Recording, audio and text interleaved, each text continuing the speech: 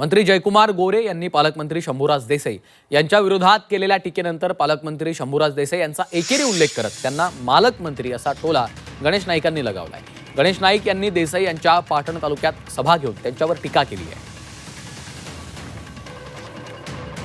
आमच्या नयंबईच्या प्रचाराच्या वेळेला इथला मालकमंत्री आला होता। कुठे काय मी पालकमंत्री बोलतो, मालकमंत्री काय बोलला होता? आमच्या नेत्याचं असं मी तुला परवानगी देतो, गणेश नाईकचा टांगा पलटी करून दाखव, तुझ्यात हिंमत असेल तर। काय बोलून गेला? त्याला विचारलं मग राज्य शिवसेनेचं महापौर होणार, मग कोणा झाला महापौर? अरे अख्ख्या महाराष्ट्रामध्ये 29 महापालिकांच्या निवडणुका झाल्या, पण निवडणुका जिद्दीच्या आणि एकूण ताकदीच्या झाल्या। नवी सगळे हरामाचे पैसे जनतेने ठोकरले, म्हणून नवी जनतेला आम्ही आभार मानले। आणि मला माहिती पाटणची जनता सुद्धा स्वाभिमानी आहे, अशा हरामाच्या पैशाला हात लावणार।